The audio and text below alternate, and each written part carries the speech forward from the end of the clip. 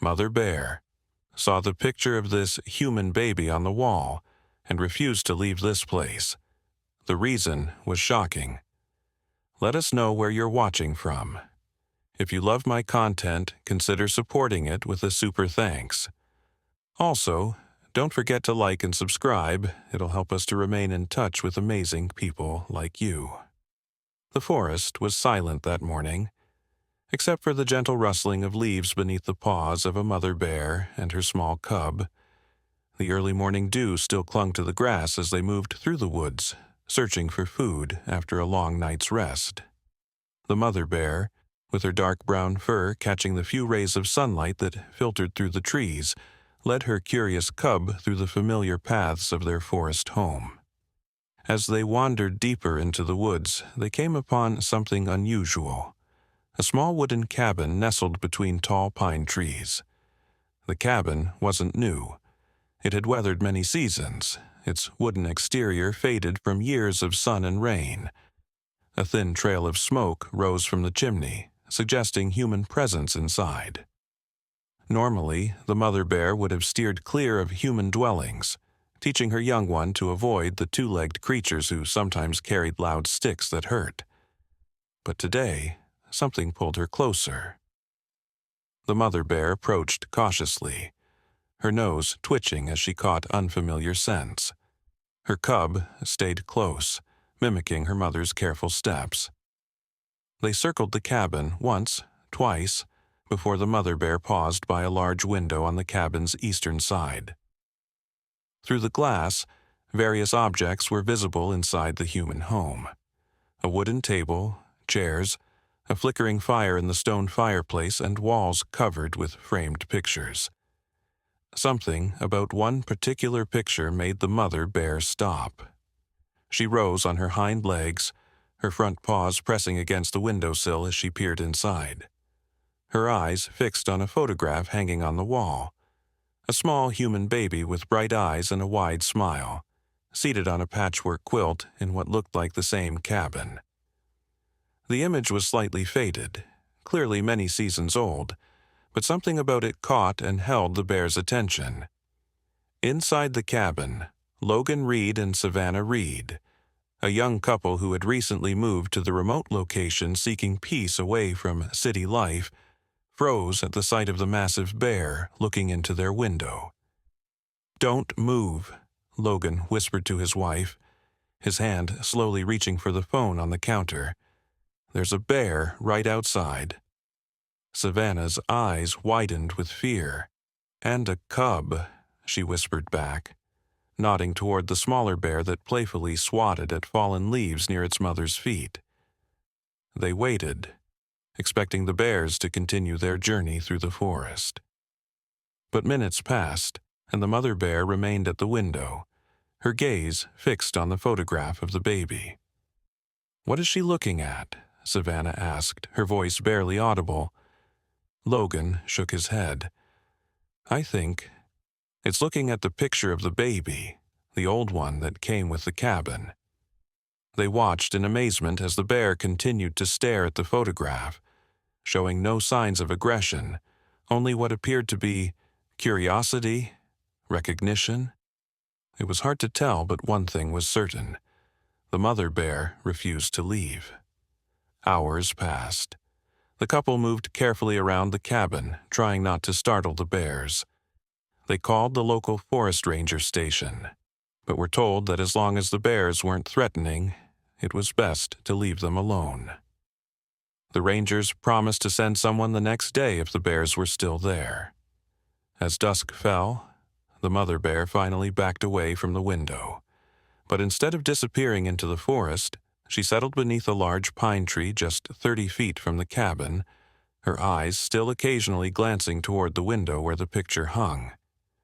Her cub curled up beside her, and together they remained through the night, like silent guardians of the small human dwelling. Inside, Logan and Savannah sat at their kitchen table, the remains of a hasty dinner between them. Their conversation centered on their unusual visitors. "I've never seen anything like it," Logan said, running a hand through his dark hair. Bears don't just stare at pictures. They don't care about photographs. This one does, Savannah replied, her gaze drifting to the old photograph on the wall. I wonder why this picture, what's so special about it? They examined the photograph again. A baby, perhaps 8 or 9 months old, sitting on a quilt. The photo looked to be at least 20 years old, possibly older. It had been hanging in the cabin when they bought the place 3 months ago, along with other old pictures they had assumed were of the previous owner's family. Maybe we should take it down, Logan suggested. See if she loses interest? Savannah considered this. Let's wait until morning. I don't want to disturb them now. If they're still here tomorrow, we can try moving the picture and see what happens. As they prepared for bed, both found themselves drawn back to the window, where in the dim moonlight they could make out the silhouette of the mother bear, still awake, still watching the cabin with an intensity that sent shivers down their spines. "Do you think we're safe?" Savannah whispered, clutching Logan's arm. The warm, yellow light from their bedside lamp cast long shadows across their worried faces. Logan squeezed her hand reassuringly. Bears usually avoid humans unless they feel threatened.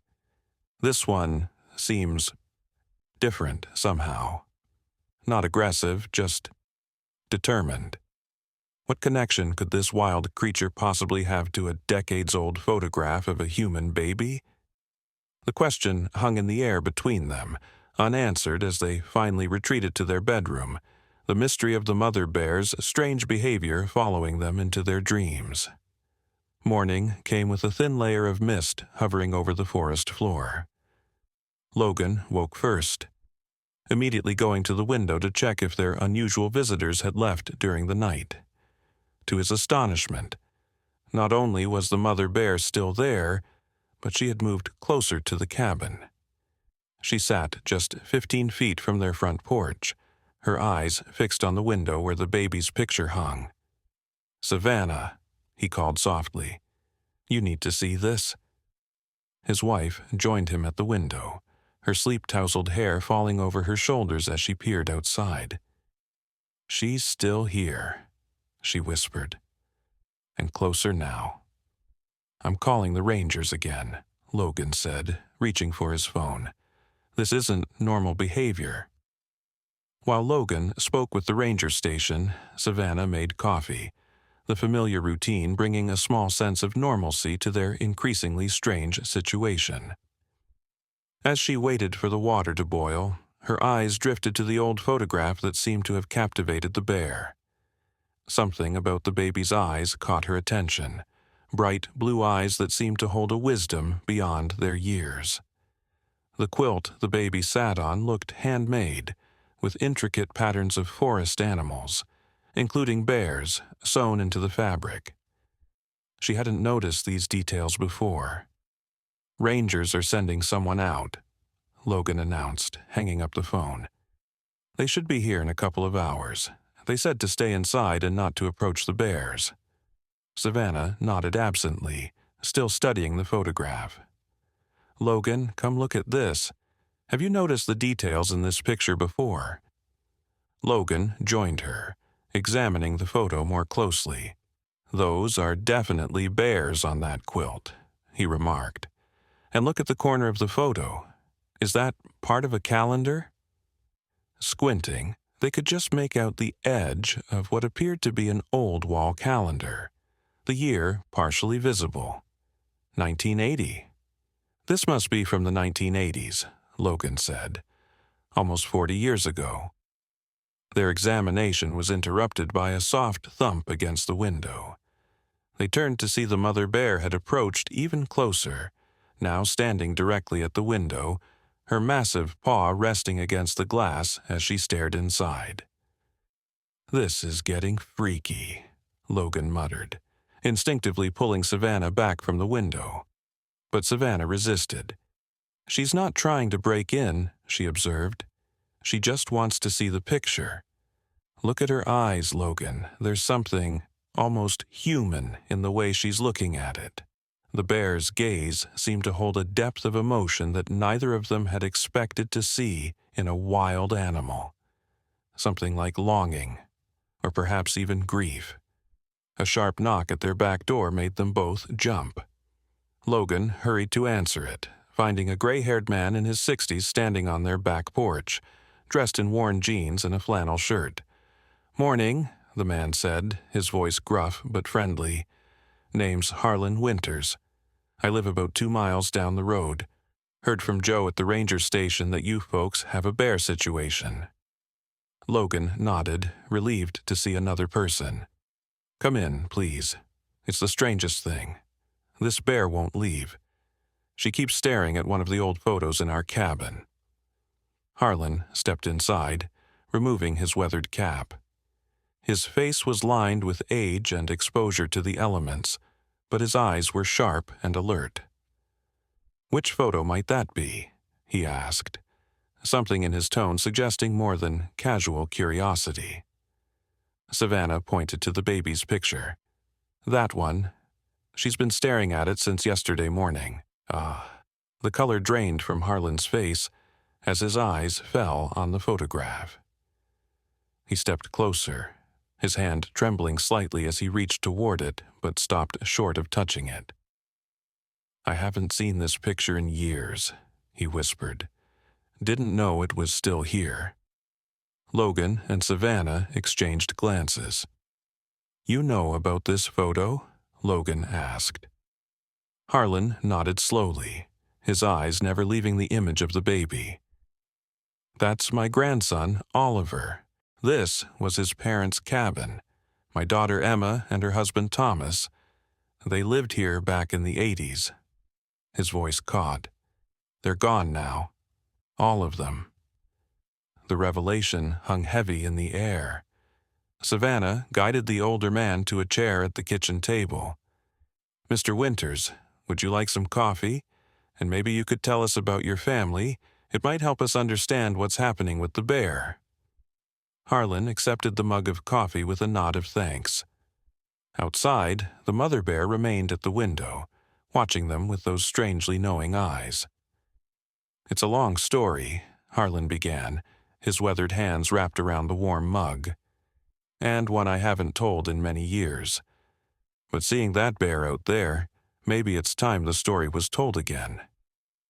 As Logan and Savannah settled at the table across from him, the old man took a deep breath and began his tale. It was the summer of 1985 when something happened in these woods that changed everything. Just then, the mother bear let out a low moan, pressing her paw harder against the window, as if she knew her story was about to be told. Meanwhile, unbeknownst to the 3 humans inside the cabin, a truck with the logo of a logging company was making its way along the forest road, stopping just half a mile from the cabin. 4 men stepped out, surveying the surrounding trees, unfolding maps and pointing in various directions. One of them, a tall man with cold eyes, looked specifically in the direction of the cabin and smiled, a smile that held no warmth, only calculation.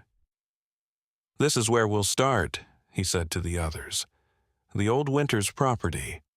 According to county records, it's been sold to some city folks who probably have no idea what they're sitting on." The man pulled out an old, worn photograph from his pocket. It showed a much younger Harlan Winters standing near a distinctive rock formation, pointing at something in the distance. Scrawled on the back in faded ink were the words, "Found it. Need to keep it hidden." "After all these years, Old Man Winters will finally give up his secret," the man muttered, folding the photo away. "One way or another." None of them noticed the fresh bear tracks crossing the road, leading straight to the cabin where an old man was about to unravel a mystery that had been buried in these woods for almost 4 decades. Back at the cabin, Harlan settled deeper into his chair, his eyes taking on a faraway look as memories from long ago resurfaced. The mother bear remained at the window, her breath fogging the glass as she watched and waited. My daughter Emma and her husband Thomas moved to this cabin in the spring of 1984, Harlan began. They were young, idealistic. Thomas was a wildlife photographer, and Emma was researching bear populations for her doctoral thesis. They fell in love with this place, so remote, so untouched. When Emma found out she was pregnant with Oliver, they decided to stay and raise him here, close to nature. Harlan paused, taking a sip of his coffee, his hands slightly trembling. Oliver was born in January of 1985, right in this cabin during a snowstorm. Couldn't get to the hospital in time. He was a special child from the start, so calm, so observant. Emma used to say he had an old soul. Outside, the mother bear's cub had approached the cabin as well, playfully batting at fallen leaves near the porch steps, occasionally glancing at its mother with curious eyes. That spring, something unusual happened, Harlan continued. Emma was outside with baby Oliver, who was just a few months old. She had him in one of those baby carriers on her chest while she collected plant samples. Thomas was deeper in the woods, setting up cameras to track wildlife movements. Harlan's voice dropped lower, as if sharing a secret. Emma heard a whimpering sound coming from a thicket nearby. She found a bear cub, its paw badly injured in a poacher's trap. The poor thing was alone, scared, likely abandoned. Logan leaned forward. What did she do? What Emma always did, she helped, Harlan said with a sad smile. She knew it was risky, but she couldn't leave the cub to suffer. She managed to release it from the trap and cleaned its wound. All the while, baby Oliver was cooing and reaching out toward the bear cub, completely unafraid. Savannah glanced toward the window where the mother bear still stood watching. Are you saying that this bear... Harlan shook his head. No, this bear would be too young to be the cub Emma saved. But there's more to the story. Emma brought the cub back to the cabin, intending to call wildlife services once she got Thomas back from the woods.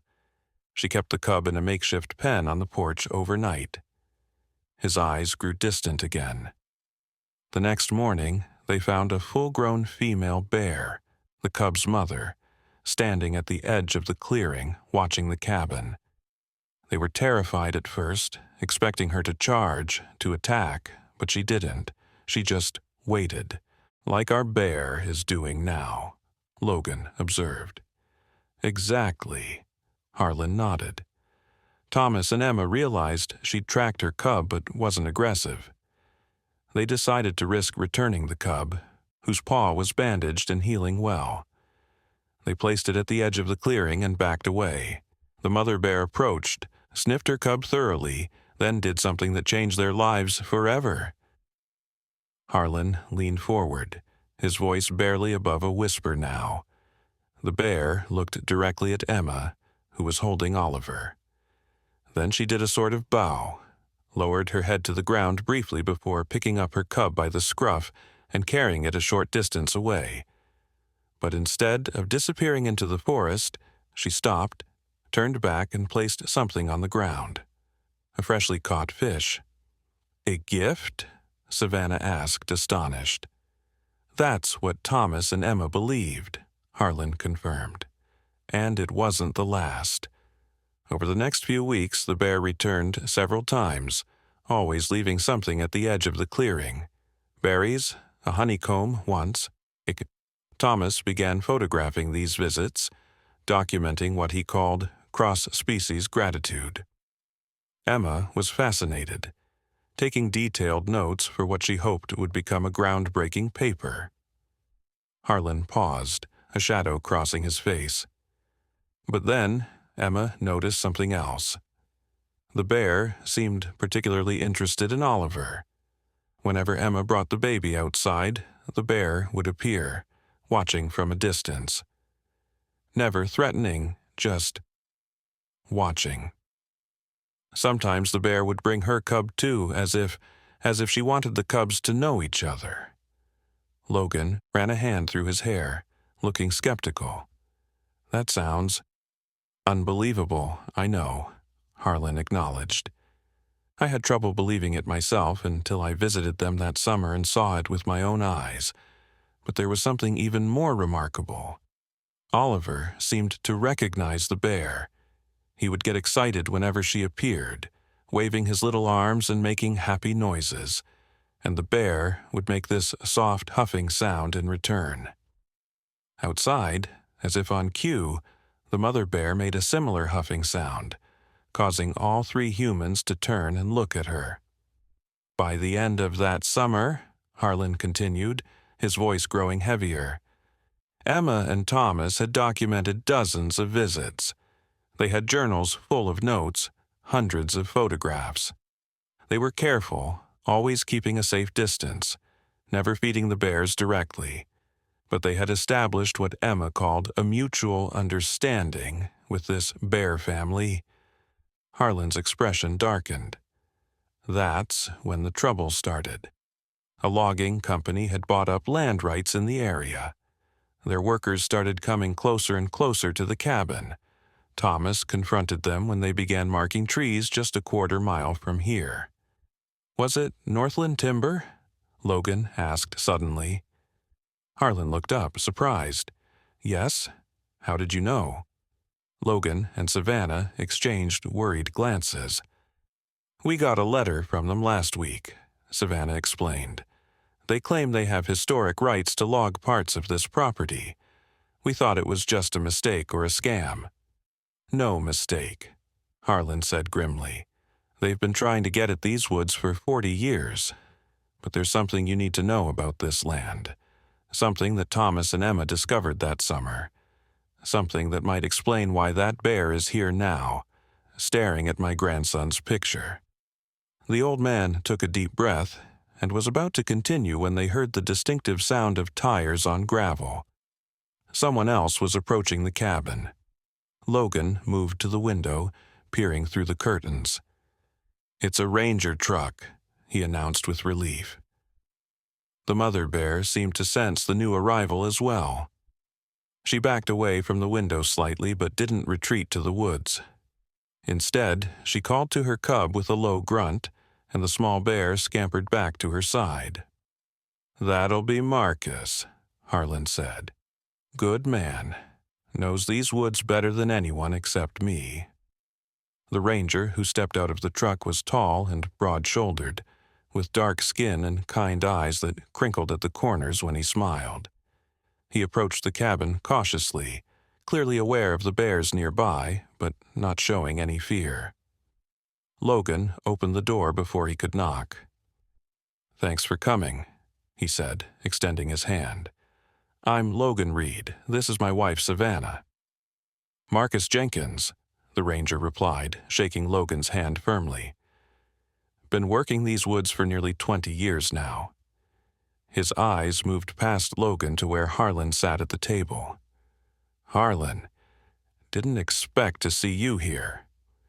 Morning, Marcus. Harlan nodded. Seems we have a situation that might be connected to Emma and Thomas. Understanding passed between the two men, and Marcus's expression grew serious. He stepped fully into the cabin, closing the door behind him. The bears still out there? Savannah nodded. The mother has been staring at that baby picture since yesterday, she said, pointing to the photograph on the wall. Harlan says it's his grandson, Oliver. Marcus moved to the window, studying the mother bear who had resumed her position, watching the cabin. She doesn't match any of our tagged bears, he observed. But there's something familiar about her markings, that crescent shape on her chest. You noticed that too? Harlan asked, joining Marcus at the window. Reminds me of the bear Emma befriended all those years ago. Had the same marking, passed it down to her cubs. Could be a descendant, Marcus agreed. Bears can live 15 to 20 years in the wild, so this wouldn't be the original bear from your story.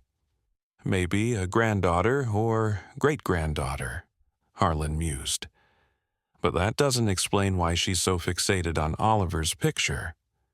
Logan cleared his throat. Harlan was just about to tell us about something Thomas and Emma discovered on this land. Something that might explain what's happening now. Marcus turned, his expression suddenly guarded. You haven't told them yet? Was just getting to it, Harlan replied, his voice weary. He returned to his seat at the table, gesturing for Marcus to join them. It's time they knew, especially with Northland Timber sniffing around again. They're here? Marcus asked sharply. You've seen them? Not yet, Logan answered. But they sent us a letter claiming logging rights on parts of our property. Marcus exchanged a significant look with Harlan. They're persistent, I'll give them that. Been trying to get into these woods for decades. Because of what's hidden here, Harlan said quietly. He looked at Logan and Savannah, his expression grave. What I'm about to tell you might sound hard to believe, but every word is true. And it might be the reason that Bear out there is so interested in my grandson's picture.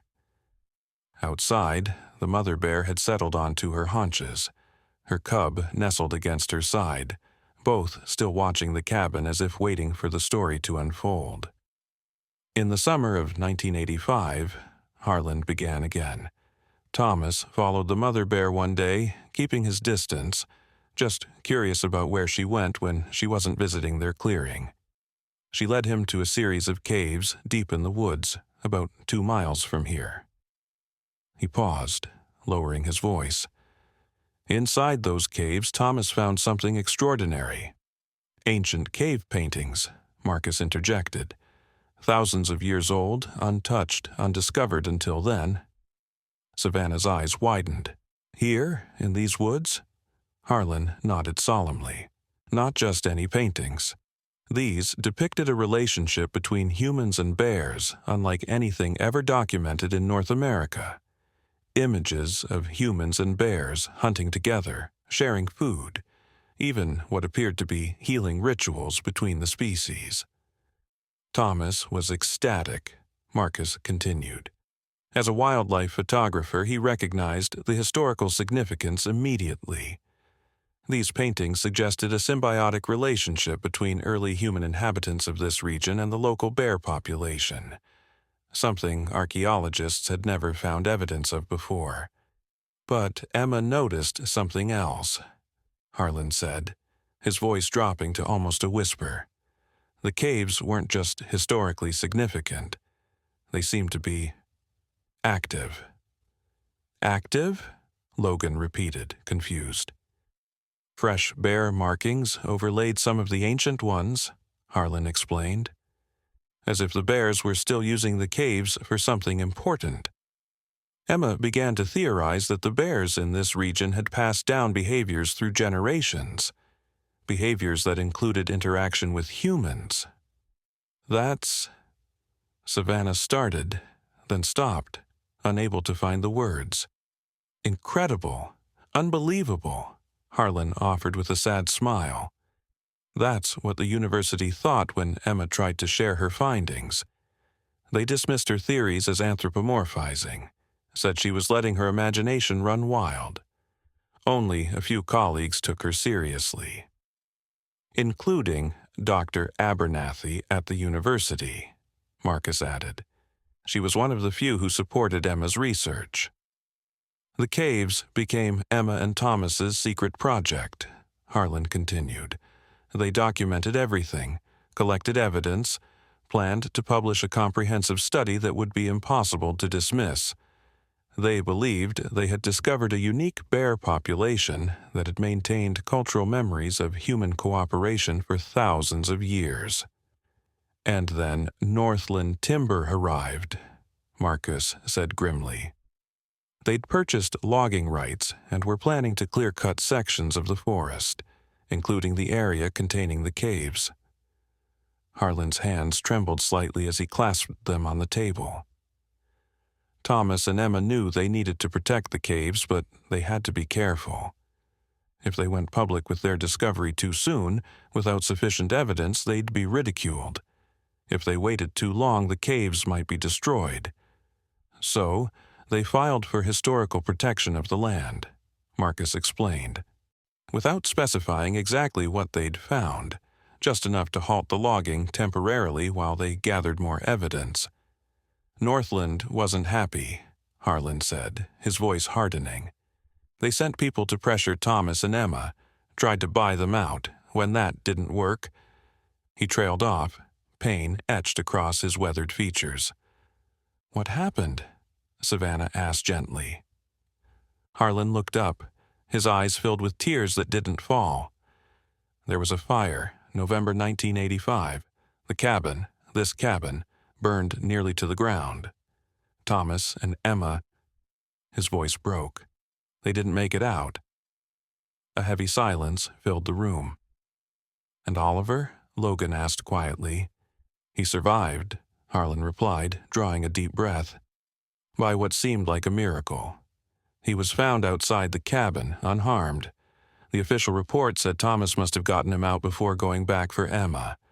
He shook his head slowly. "But I never believed that was the whole story." "The bears," Savannah whispered, glancing toward the window where the mother bear still watched. "You think they had something to do with saving him?" "I can't prove it," Harlan said. "But the night of the fire, one of the neighbors reported seeing a bear near the cabin, and Oliver was found wrapped in his blanket, the one with the bear patterns on it, the same one from that photograph. He was a good distance from the burning cabin, in a place that would have been difficult for Thomas to reach if he was trying to get back to Emma." Marcus nodded. There were bear tracks all around where Oliver was found. The investigators dismissed it as coincidence. Bears are common in these woods. But Harlan and I have always wondered, if the bear that Emma had helped, the one whose cub she saved, returned the favor by saving Oliver, Harlan finished quietly. It would align perfectly with what Emma had theorized about these bears remembering and passing down behaviors across generations. The story hung in the air between them, extraordinary yet somehow fitting with the strange behavior of the bear outside their window. "After the fire," Harlan continued after a moment, "I raised Oliver myself. We rebuilt the cabin, but I never stayed here. Too many memories. We visited sometimes, and Oliver always seemed drawn to the woods, especially as he got older. He wanted to know everything about his parents' work." "What happened to him?" Logan asked, sensing there was more to the story. Harlan's face clouded with a fresh wave of grief. "Car accident, 10 years ago. He was 30 then, had just completed his PhD in wildlife biology, was following in his mother's footsteps, studying the same bear population." His voice faltered. "History has a cruel way of repeating itself. I lost them all, my daughter, my son-in-law, and then my grandson." "I'm so sorry," Savannah said softly, reaching across the table to touch the old man's hand. Outside, as if sensing the moment of grief, the mother bear let out a low, mournful sound, almost like a human sob. The sound drew all 4 humans to the window. The mother bear now stood with her head lowered, swaying slightly from side to side in what appeared to be distress. "She's mourning," Marcus said softly. "I've never seen behavior like this in a wild bear." "Like she understands what we're talking about," Savannah added, her voice hushed with wonder. "Or who we're talking about," Harlan said, his eyes fixed on the bear. "The timing can't be coincidence." Logan shook his head, struggling to process everything he'd heard. "So, you think this bear has some connection to your family?" "To Oliver? I think," Harlan replied carefully, "that there's more to the relationship between humans and bears in these woods than science has been willing to accept. Emma and Thomas were just beginning to understand it when they died." "But what about the caves?" Savannah asked. "Are they still there? Did Oliver continue his parents' research?" Harlan nodded slowly. The caves are still there, protected for now under a historical designation that needs to be renewed every 20 years. His expression darkened. Which is why Northland Timber is circling again. The designation expires next month. And Oliver's research? Logan pressed. He documented everything, Marcus answered. Built on his parents' work, gathered more evidence of the unique behaviors in this bear population. He was careful, though, kept most of his findings private until he had enough proof to make his case. After he died, Harlan continued, I secured all his research notes and recordings. He'd found even more paintings deeper in the cave system, had started mapping genetic markers unique to this bear population. A thought occurred to Savannah. Did Oliver have a special relationship with any particular bear, like his mother did? Harlan's eyes glistened with unshed tears. He did. A young female with that same crescent marking on her chest. He called her Luna because she often appeared on full moon nights. He glanced meaningfully at the bear outside. Rather like that one. Marcus moved closer to the window, studying the bear more carefully. The marking is similar, but this bear seems older than the one Oliver documented.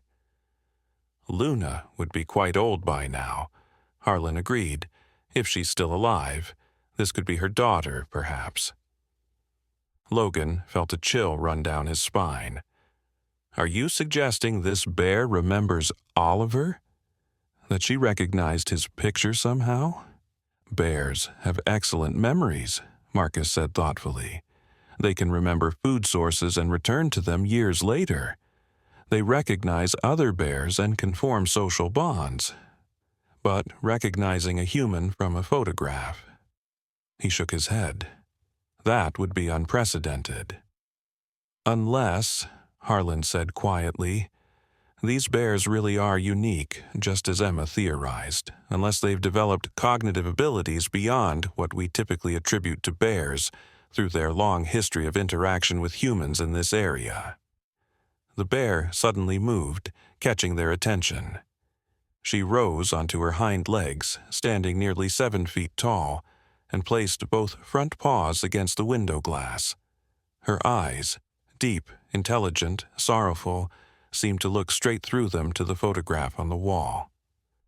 My God, Savannah whispered. She's looking right at it. The bear held the position for several seconds before dropping back to all fours. She made that low, huffing sound again, the same one Harlan had described Emma's bear making all those years ago.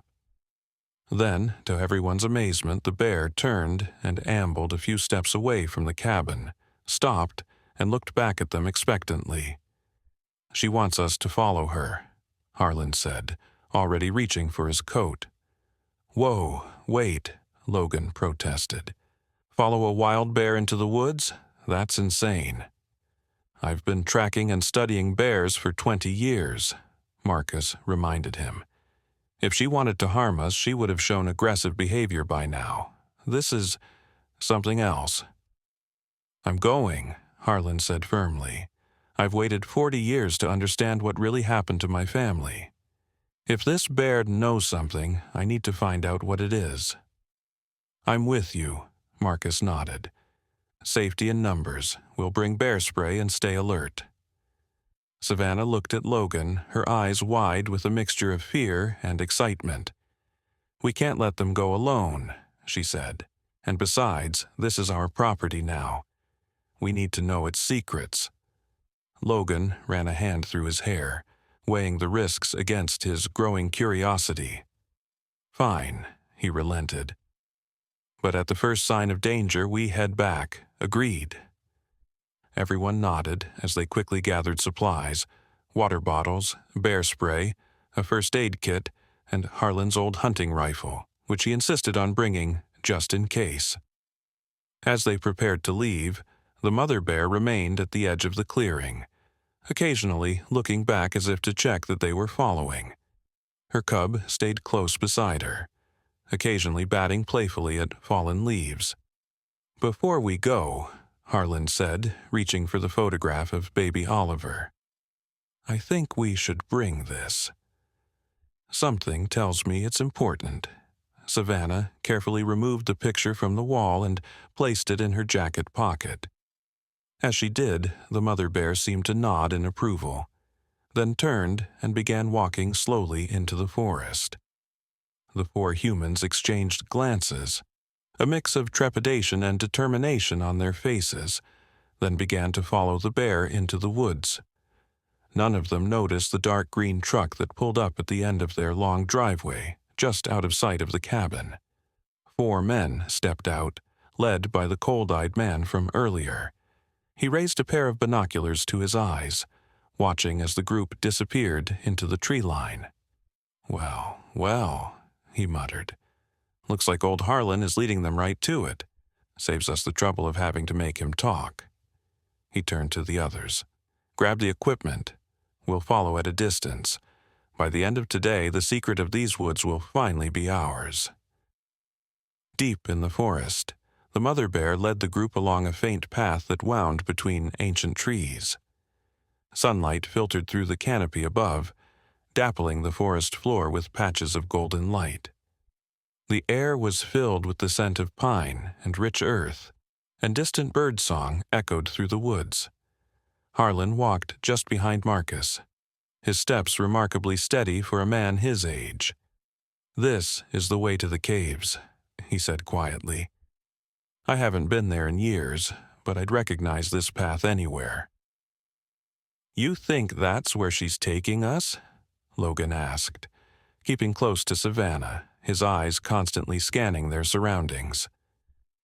I'd bet my life on it, Harlan replied. The question is, why now? Why, after all these years? The bear maintained a steady pace ahead of them, occasionally pausing to ensure they were still following. Her cub bounded alongside her, curious and energetic. It's because of you two, Marcus suggested, glancing back at Logan and Savannah. New owners of the cabin, and with Northland Timber making moves again. He left the thought unfinished. But how would a bear know about property ownership or logging rights? Savannah wondered aloud. Bears are incredibly sensitive to changes in their environment, Marcus explained. They notice new scents, altered landscapes, different patterns of human activity. Maybe she sensed something changing. Or maybe, Harlan said softly, she's been waiting for the right people to show Oliver's picture to. The idea hung in the air between them, too extraordinary to fully embrace, yet too compelling to dismiss. After nearly an hour of walking, the forest began to change. The trees grew denser, older, their massive trunks speaking of centuries of growth. The underbrush thinned, and the ground began to slope upward. We're close, Harlan said, his voice tinged with emotion. The caves are just ahead in that rocky outcrop.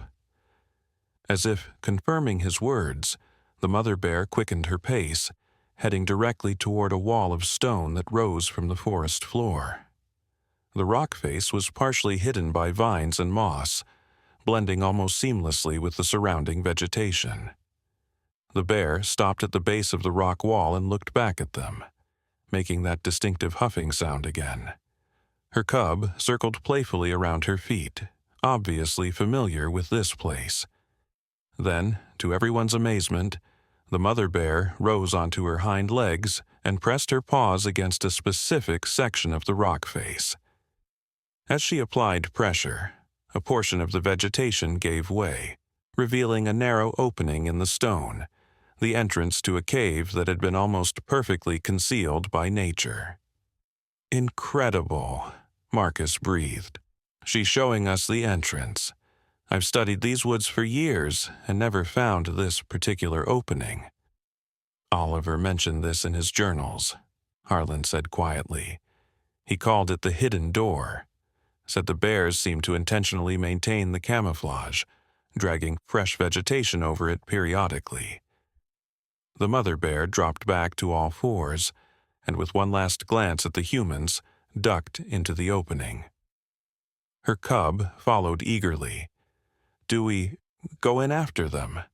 Savannah asked, peering hesitantly at the dark entrance.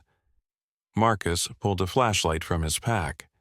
"That's why we're here, isn't it? But stay close together. Cave systems can be disorienting." One by one, they squeezed through the narrow entrance, Marcus leading the way with his flashlight, followed by Harlan, then Savannah, with Logan bringing up the rear.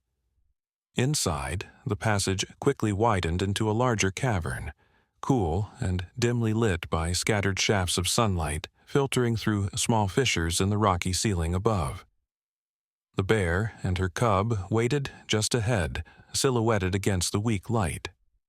As the humans entered fully into the cavern, the mother bear began moving again, leading them deeper into the cave system. "Look," Savannah gasped, pointing her own flashlight at the cave walls. "The paintings!" The beam illuminated a series of ancient images, ochre and black figures painted directly onto the stone.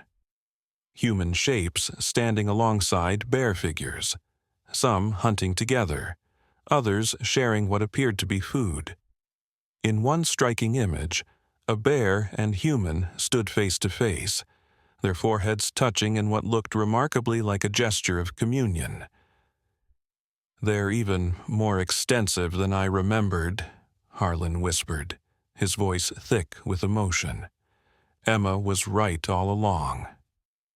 Marcus moved his light methodically across the walls, revealing more and more images. "This is extraordinary. These paintings suggest a relationship between humans and bears that's completely unprecedented in archaeological records." "Not just bears," Logan said, directing his light to another section of wall. "Look, wolves, eagles, even what appears to be a mountain lion. It's like they were documenting relationships with all the major predators." "A symbiotic arrangement," Harlan nodded. "That's what Emma theorized. The early human inhabitants of this region somehow developed cooperative relationships with the predator species instead of competitive ones." The mother bear huffed impatiently and continued moving deeper into the cave system. They followed, passing through a narrow passage that opened into an even larger chamber. Here, the paintings were even more elaborate, showing scenes of what appeared to be ceremonies, humans and animals gathered in circles, symbolic patterns repeated throughout.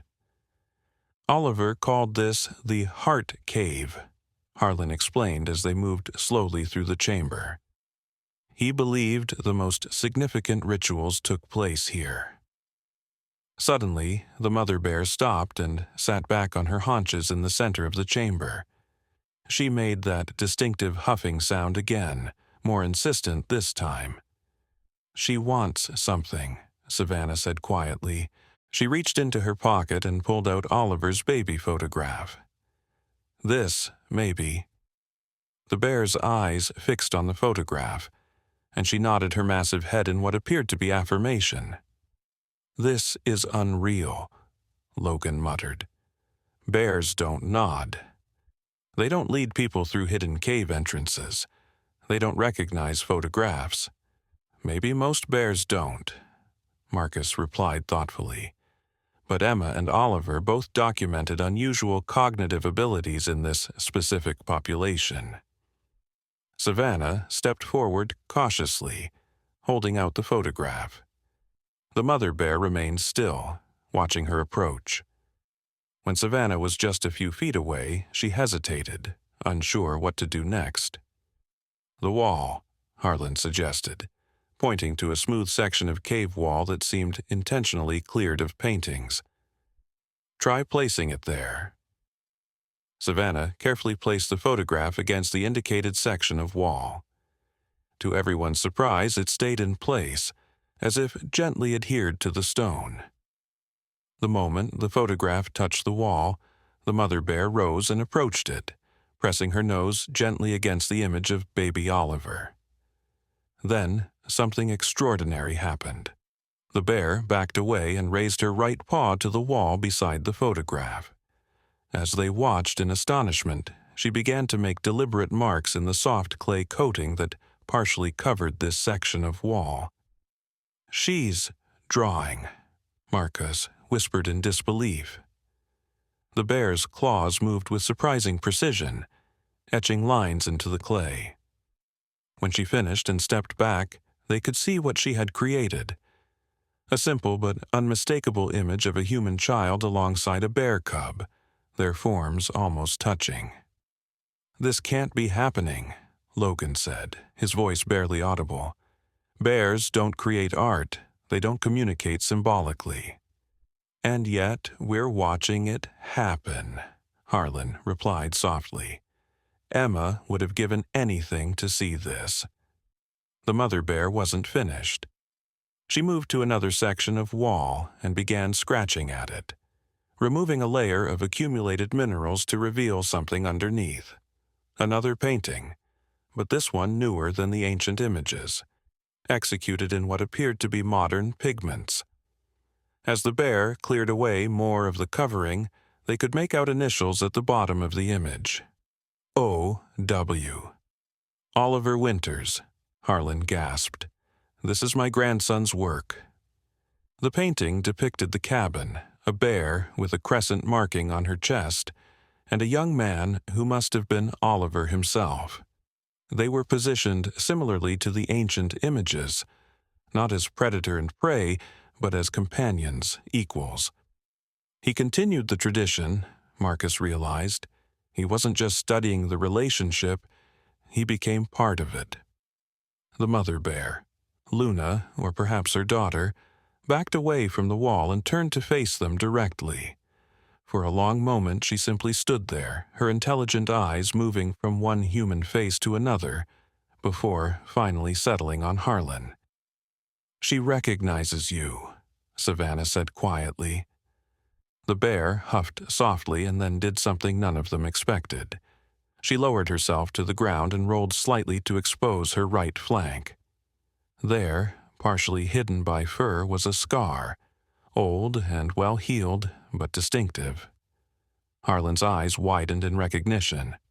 That's impossible," he stammered. "Luna had a scar like that from when Emma rescued her from the trap. But that was 40 years ago. No bear lives that long in the wild." "Unless," Marcus said slowly, "there's something even more extraordinary about these bears than we thought." The bear rose again and moved to yet another section of the cave, this one deeper and darker than the rest. She pawed at the ground, clearing away layers of dirt to reveal what appeared to be a flat stone with markings on it. Marcus directed his flashlight at the stone, revealing words carved into its surface. For Emma and Thomas, who discovered the truth, and for Luna, who saved their son. May this knowledge be protected. Oliver Winters, 2013. "A memorial stone," Harlan said, his voice breaking. "Oliver must have placed it here shortly before his death." The mother bear huffed again and pawed at the ground beside the stone, as if trying to dig. Marcus knelt beside her, shining his light into the shallow depression her claws had created. "There's something here," he announced, carefully brushing away more dirt. "Some kind of metal box." Working together, Marcus and Logan uncovered and lifted a small waterproof metal container from its hiding place. The lock had long since rusted away, making it possible to pry the lid open. Inside were several items: a weathered journal with Oliver Winters written on the cover, a USB drive in a sealed plastic bag, several photographs of Oliver with what appeared to be the same bear that now stood watching them, and a folded document bearing official seals. His research, Harlan realized, carefully opening the journal. Everything he discovered about these bears, about this place. He flipped through the pages, his eyes widening. And more. Look at these notes. DNA analysis, behavioral studies. He was building a case for a new understanding of bear cognition. The document proved to be equally significant. It's a petition for permanent protected status for these lands, Marcus explained as he examined it. Based on both archaeological significance and the presence of a unique bear population with unprecedented cognitive abilities. It's all filled out, signed and dated, but never filed. He must have hidden it here for safekeeping, Harlan said sadly, planning to gather more evidence before making it public. Savannah opened one of the photographs, showing Oliver, a young man with kind eyes that resembled Harlan's, sitting near the cave entrance while the bear with the crescent marking watched from nearby. They trusted each other, she said softly. Just like Emma and the first bear. The mother bear moved closer, examining the photograph in Savannah's hands. She made a soft sound, almost a whimper, and gently touched the image with her nose. She misses him, Savannah whispered, tears forming in her eyes. She actually misses him. That would explain why she was so fixated on his baby picture at the cabin, Logan realized. She was looking for him, remembering him. A sudden noise from the cave entrance made them all turn. Distant voices echoed through the passages. Unfamiliar male voices. "We've got company," Marcus said grimly, quickly packing the items back into the metal box. The mother bear stiffened, rising to her full height and turning toward the sound. A low growl rumbled from her chest, the first aggressive sound they had heard her make. Northland timber, Harlan guessed. They must have followed us. "Is there another way out?" Logan asked urgently. Marcus nodded. "Most cave systems have multiple entrances. The bear might know."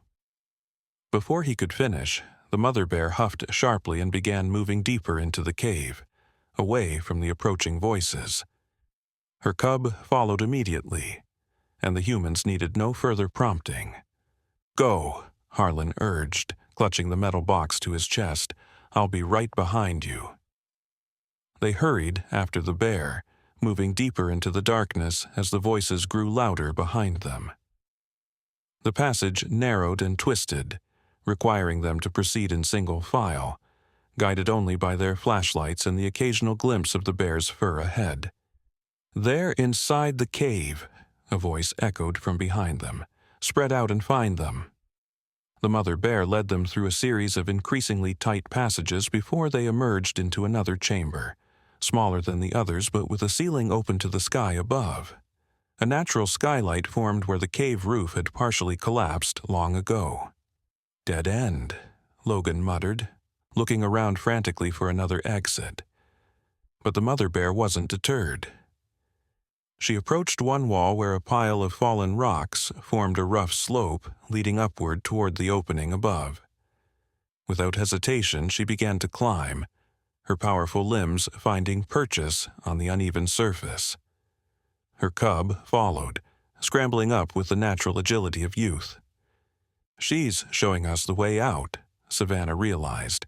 "Through the top." One by one, they began to climb the rock pile. It was steep but manageable, with plenty of handholds. Marcus went first, then helped Savannah up. Logan followed, turning to assist Harlan. The older man struggled, his breath coming in harsh gasps as he attempted to climb, while still clutching the metal box. "Give me the box," Logan urged. "You can't climb and carry it." Reluctantly, Harlan handed over the precious container. "Be careful with it," he wheezed. "It's everything Oliver worked for." With both hands free, Harlan made better progress, but he was still slow, hindered by age and exhaustion. Behind them, the voices grew closer. "They went this way."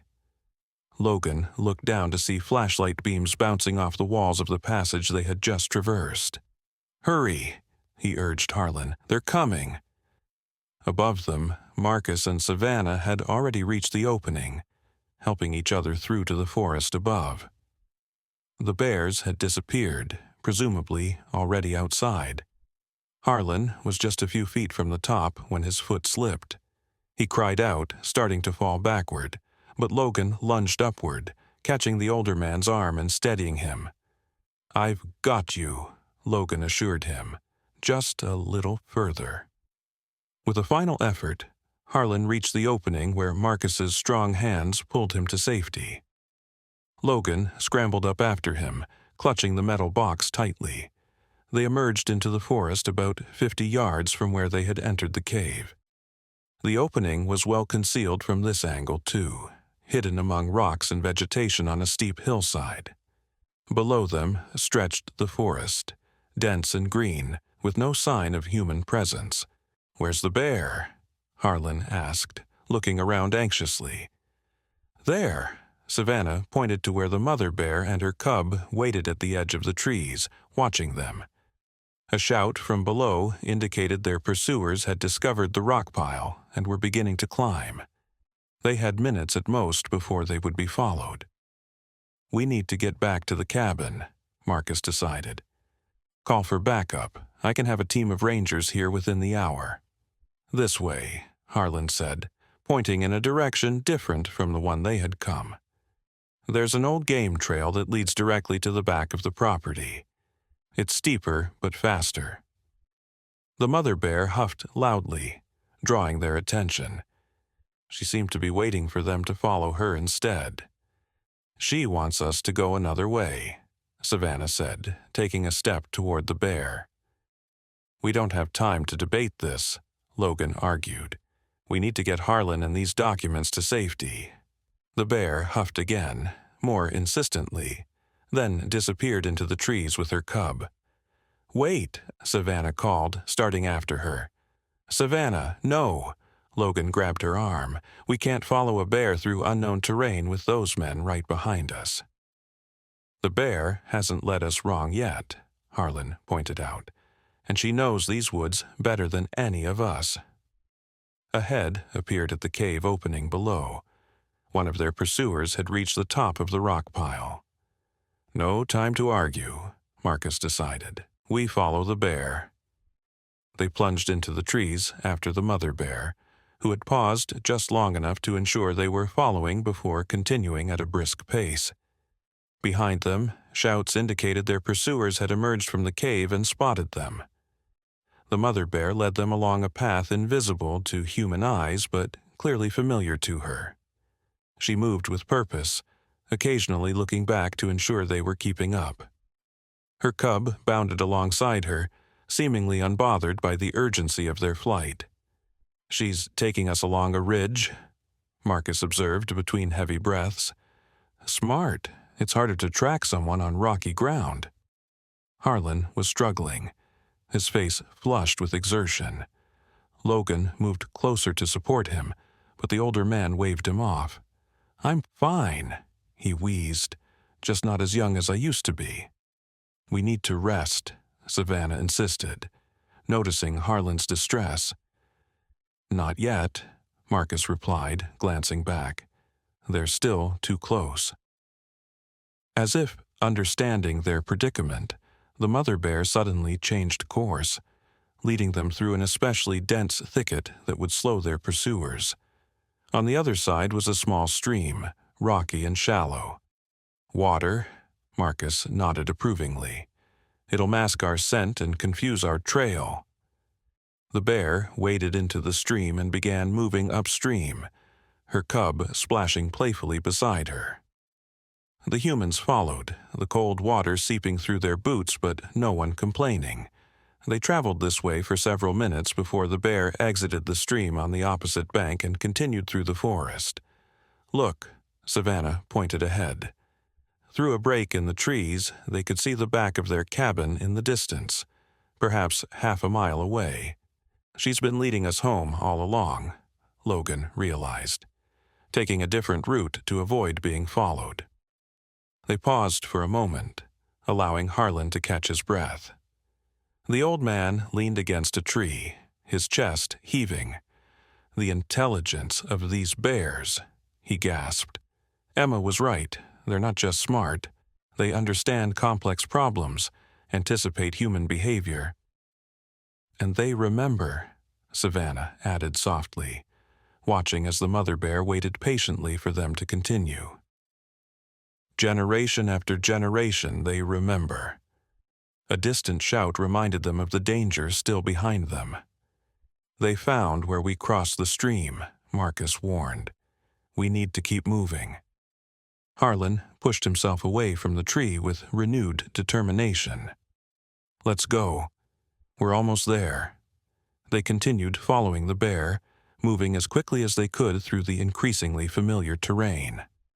The forest began to thin as they approached the clearing around the cabin. Wait, Marcus suddenly hissed, throwing out an arm to stop the others. Look. Through the trees, they could see a dark green truck parked beside their own vehicles in front of the cabin.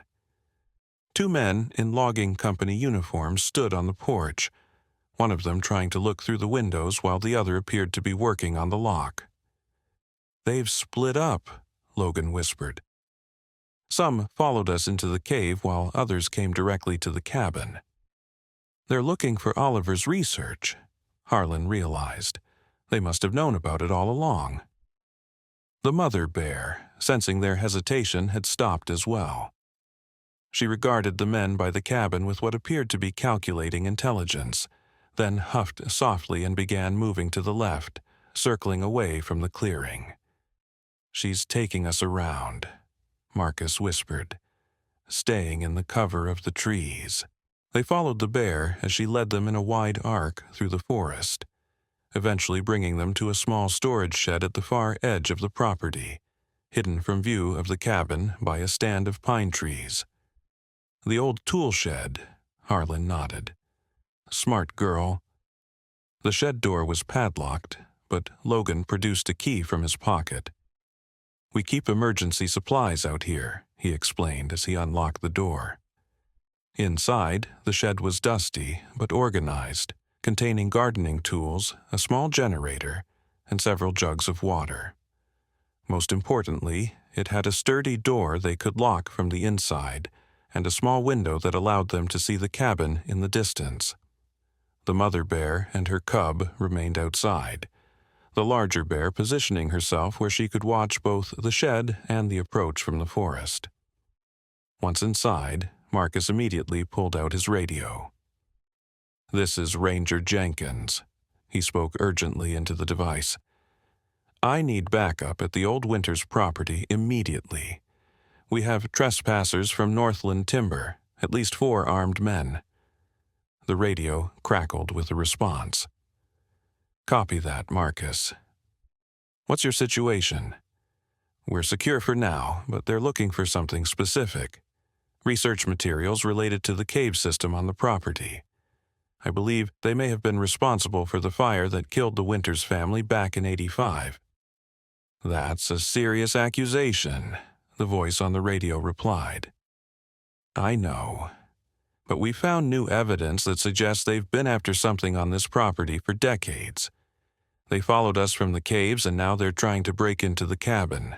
We're currently hiding in the storage shed at the edge of the property." "Understood. We've got 2 ranger vehicles heading your way, ETA 20 minutes. Sheriff's Department has been notified as well. Stay put and stay safe." "Copy that," Marcus confirmed, then clicked off the radio. 20 minutes, Logan muttered, peering through the small window. A lot can happen in 20 minutes.